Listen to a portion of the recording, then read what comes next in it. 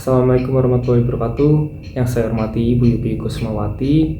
Perkenalkan, nama saya Ryan Fajarian dengan NIM A12 2024 07262. Pada kesempatan kali ini saya akan mempresentasikan materi tentang konsep dasar manajemen layanan teknologi informasi yang merupakan tugas dari soal minggu lalu.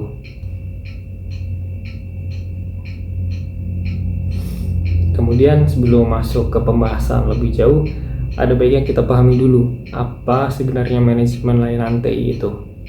Secara definisi, manajemen layanan TI adalah seperangkat kebijakan, proses, dan prosedur yang terstruktur untuk merancang, mengelola, dan menyampaikan layanan TI agar kebutuhan bisnis organisasi dapat terpenuhi secara konsisten. Adapun tujuan utamanya, yang pertama memastikan layanan TI selaras dengan kebutuhan penggunanya, yang kedua meningkatkan efisiensi operasional TI, yang ketiga menjamin kualitas dan keandalan layanan, dan yang keempat mendukung pencapaian tujuan organisasi secara keseluruhan. Jadi manajemen layanan TI ini bukan sekedar untuk urusan teknis saja. Ini tentang bagaimana TI benar-benar memberikan nilai bagi organisasi.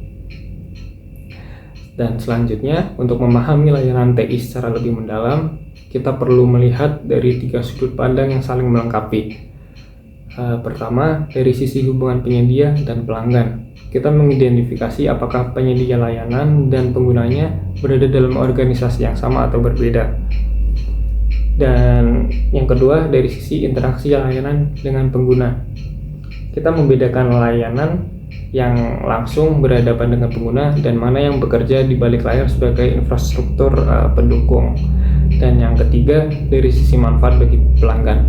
Kita mengklasifikasikan layanan berdasarkan nilai yang diberikan, apakah ini layanan inti atau ini layanan pendukung atau layanan yang memperkaya pengalaman. Ketiga sudut pandang ini akan kita terapkan langsung pada studi kasus yang tadi sudah saya berikan.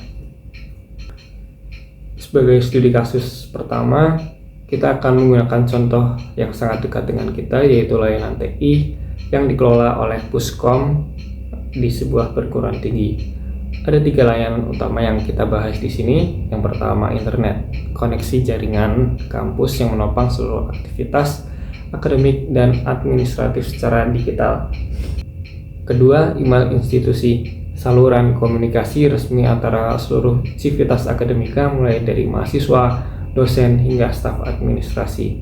Dan yang ketiga, Siakat, platform yang digunakan untuk mengurus KRS, melihat nilai, absensi, dan berbagai data akademik lainnya. Ketiga layanan ini akan kita analisis menggunakan 3 sudut pandang yang kita bahas tadi. Jika kita tinjau dari sudut pandang hubungan penyedia dan pelanggan, maka internet, email, dan Siakat ini semuanya masuk dalam kategori layanan internal. Mengapa? Karena penyedia layanannya yaitu Puskom dan penggunanya mahasiswa, dosen, serta staf sama-sama berada dalam satu naungan organisasi yang sama, yakni perguruan tinggi. Konsekuensinya, standar layanan ditetapkan sesuai kebutuhan institusi itu sendiri, bukan dipengaruhi oleh tekanan dari pihak eksternal. Selanjutnya, sekarang kita lihat dari sudut pandang interaksi layanan dengan pengguna.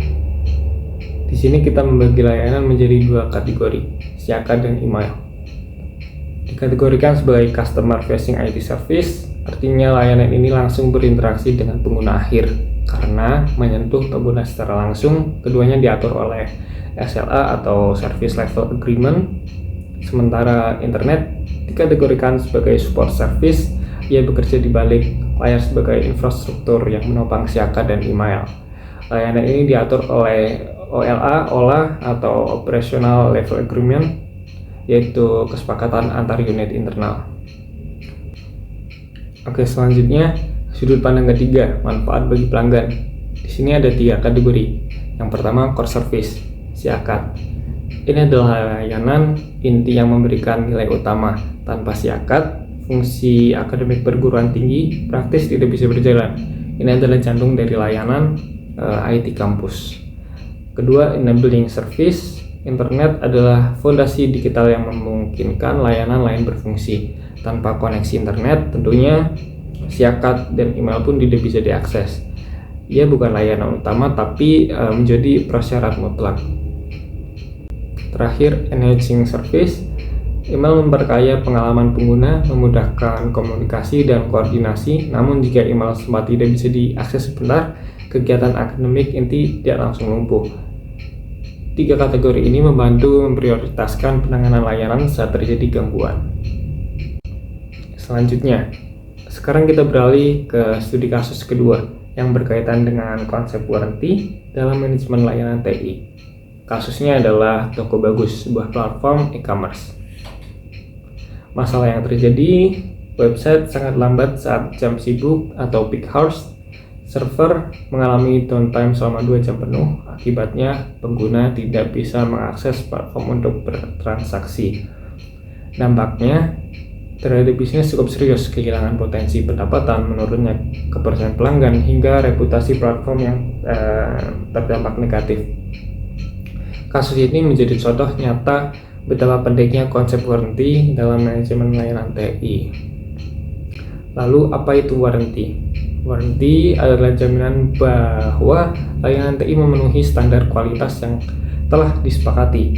Warranty diukur melalui 4 dimensi yang disingkat ACCS: Available, Capacity, Continuity, Security. Availability, layanan harus dapat diakses kapanpun dibutuhkan sesuai jam operasional yang sudah disepakati. Capacity, layanan harus mampu menangani jumlah pengguna dan volume transaksi yang disepakati tanpa mengalami penurunan performa. Continuity, layanan harus tetap beroperasi atau setidaknya bisa dipulihkan dengan cepat ketika terjadi gangguan atau bencana.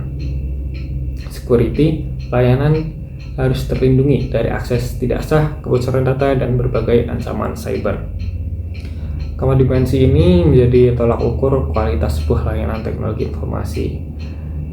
Kemudian kembali ke kasus Toko Bagus. Jika kita analisis menggunakan konsep warranty, ada 2 dimensi yang dilanggar di sini. Capacity, server tidak mampu menangani lonjakan pengguna saat jam sibuk, sehingga performa menurun drastis. Availability, website down selama 2 jam, yang berarti melanggar komitmen ketersediaan layanan yang seharusnya dijamin. Lalu, apa solusinya? Ada 4 di sini. Yang pertama, upgrade server, ada implementasi load balancing agar beban traffic dapat didistribusikan secara merata. Kemudian auto scaling, sistem secara otomatis menambah kapasitas saat traffic melonjak. Kemudian backup dan failover system, sehingga jika satu server bermasalah, sistem lain langsung mengambil alih.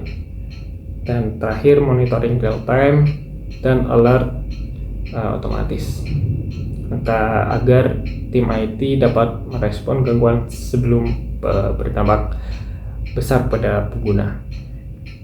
Dengan langkah-langkah ini, Toko Bagus dapat memenuhi standar warranty layanannya. Demikian presentasi yang dapat saya sampaikan. Semoga presentasi ini bermanfaat. Sekiranya ada salah kata, mohon dimaafkan.